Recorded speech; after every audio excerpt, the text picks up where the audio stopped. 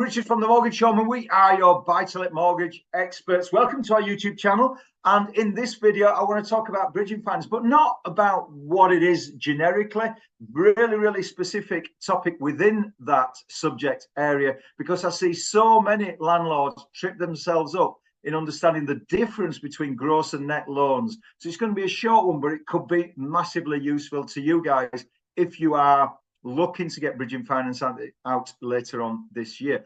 Now, just before I jump into the detail, if you haven't done already, please just click on the subscribe button. It really does give us some feedback that we are giving you the right sort of content. And of course, for you, it tells you when we are dropping some new educational content onto our channel so that you can then get that notification and jump in and just look at that as and when it's convenient to you.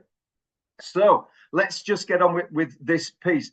Bridging finance and gross and net loans. Now, if you want to understand a little bit more about bridging finance, we've already got some videos on our channel that cover this topic. So just go onto our video tab within the Mortgage Showman channel, type the word bridging in, and it'll bring those videos up and you can watch those at your leisure. Now, assuming you are going to purchase a property with bridging, and the main reason you use bridging is that you can't get a traditional buy-to-let mortgage on it. Let's say it's a project property, let's say it's dilapidated, so you're going to use bridging finance. Well, the best way of explaining the difference between gross loans and net loans is to give you an example. So let's just jump onto that right now. So you're going to buy a property, it's a project property, and it's £400,000.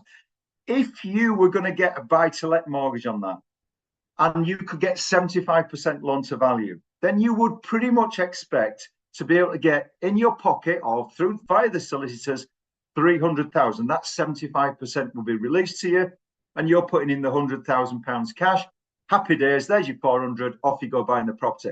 Bridging does not work like that, generally speaking. There are exceptions, but I don't want to talk about those. The general rule, you really need to know, because that's how the majority of bridging finances work, is that they don't work on that basis. So despite the marketing and advertising headline that says on all the websites and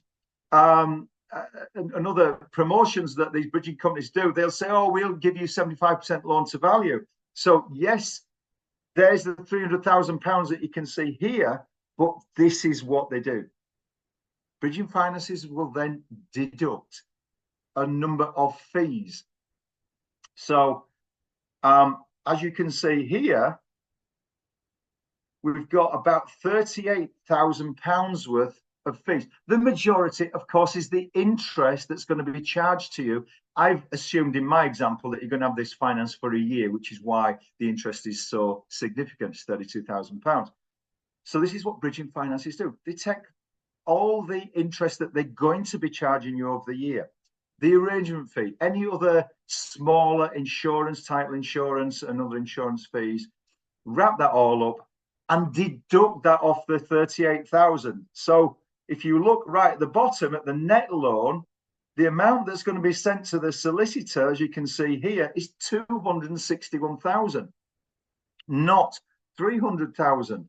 So if you were getting bridging finance yourself, for example, you might have always worked through the numbers on the basis you're going to get 300, just like a buy-to-let mortgage. And it's only towards the end of the process when the solicitor has received the 261 and they're saying to you, right, Mr. or Mrs. Landlord, I want your cash deposit, not only the 100,000, but another 38,500. That could be the difference between that project going ahead or not. So you really need to understand right at the outset the difference between gross and net loans. Now, of course, if you're using a broker that understands this, then they should be explaining the difference between the two and having a chat with you about the cash you require for a project, so that you're not eating into the money that you've got to one side to renovate and do the improvements to that property. So it's significant. It can jeopardize a whole project and mean that you've spent money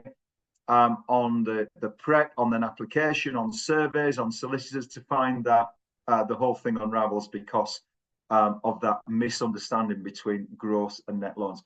If you want to have a chat with the team about bridging, about finance, numbers, any projects you're thinking of, then be in the comment section below this video. There is a link to our online diary. Just book some time in, have a chat with the team, and we'll be delighted to help. See you on the next video.